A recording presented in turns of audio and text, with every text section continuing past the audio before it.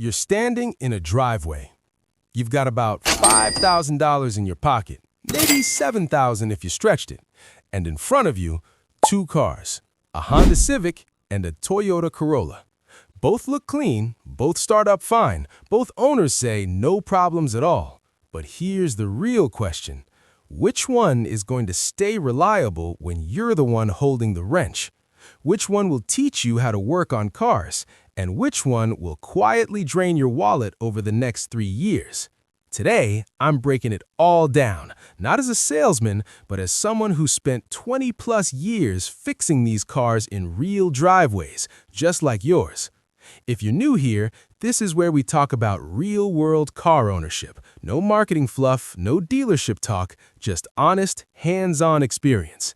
Today's topic is a big one: Honda Civic versus Toyota Corolla. Now, on paper, these two cars are basically legends. Everyone says they're reliable. Everyone says they last forever. But here's the thing nobody tells you. They are not the same experience when you're actually working on them yourself. And if you're a first-time DIYer, that difference matters more than anything. So today, I'm going to walk you through what actually goes wrong after 100,000 miles, which one is easier to fix in your own driveway, and which one I'd personally recommend if you're just starting out. Let's get into it. History and legacy. Let's rewind a bit. The Toyota Corolla has been around since the late 1960s. The Honda Civic came shortly after in the early 70s. And over the decades, these two cars built a reputation that most brands can only dream of. I'm talking about cars that regularly cross 200,000, 300,000 miles with nothing more than basic maintenance. Now, from a mechanic's perspective, their philosophies are slightly different. Toyota has always been about consistency. They don't take big risks, they don't chase performance trends, they build engines that are slightly understressed, meaning they're designed to last, not impress. Honda, on the other hand, they've always leaned a little more toward performance and engineering creativity. Higher revving engines, tighter tolerances, a bit more fun built into the DNA. And that difference, you feel it, especially when you start working on them yourself.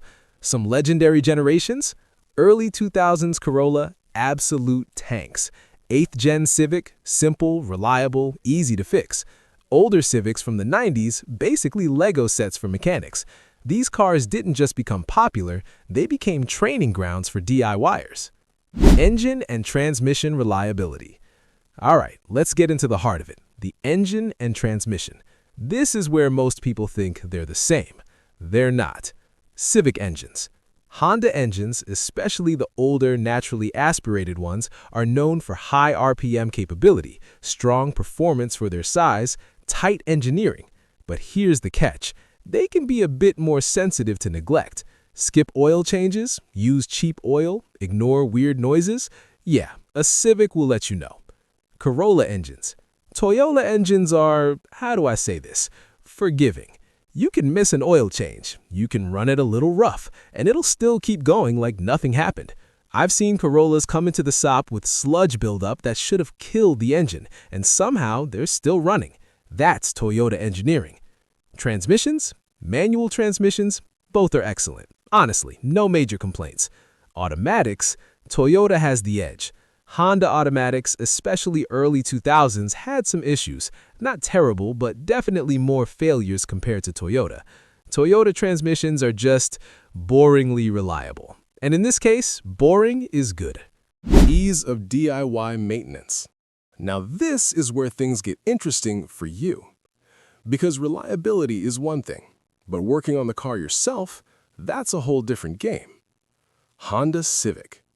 Civics are generally compact, tightly packed, slightly more complex layout. Now don't get me wrong, they're still DIY friendly, but sometimes you'll be trying to reach a bolt and your hand just won't fit. You'll need extensions, swivel joints, patience. Toyota Corolla. Corolla engine bays are like, Toyota said, let's make this easy for regular people.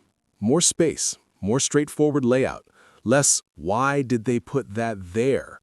For beginners, that matters a lot. Parts availability. Both are excellent. You can find parts everywhere, online, local shops, junkyards, but Toyota parts tend to be slightly cheaper and more consistent across years. Common problems. All right, no sugarcoating here. Every car has problems. Honda Civic issues. From my experience, AC compressors failing, engine mounts wearing out, some transmission issues, older models, occasional oil leaks. Nothing catastrophic, but they show up. I remember one customer, young guy, first car, Civic. He loved it, drove it hard, never checked fluids. Came in with a failed mount and overheating issues. Not expensive fixes, but it stacked up. Toyota Corolla issues. Corolla problems are usually smaller. Water pump leaks, some oil consumption certain years, worn suspension parts, but here's the difference. They don't usually hit all at once. Corolla problems tend to be slow, predictable, manageable, and that's exactly what a beginner needs. Long-term ownership. This is where legends are made. I've seen both cars cross 300,000 miles, but how they get there is different. Civic at high mileage. Still fun to drive, but requires more attention, more maintenance discipline. If you take care of it, it rewards you. If you don't, it punishes you faster. Corolla at high mileage. Loses some power, becomes a bit boring, but just keeps going. It doesn't demand perfection. It just wants basic care. Oil changes, coolant, timing maintenance. That's it. Driving experience.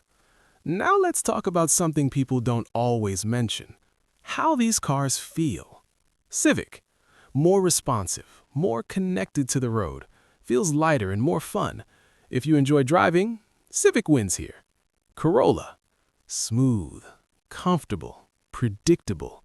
It's not exciting, but it's stress-free. And for some people, that's exactly what they want. Cost of ownership. Let's break it down simply. Fuel economy. Both are great. You're not going to see a huge difference. Maintenance costs. Corolla is slightly cheaper. Civic is slightly higher, depending on issues. Repair frequency. From my shop experience, Civics come in a bit more often. Not for major failures, just more small things. Corollas, less frequent visits. Which one is better for first-time DIYers? All right, this is the part you've been waiting for. Let's make it simple. If you want simplicity, fewer surprises, easy learning curve, go with the Toyota Corolla.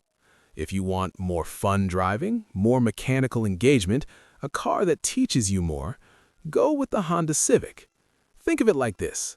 Corolla is your safe teacher. Civic is your challenging mentor.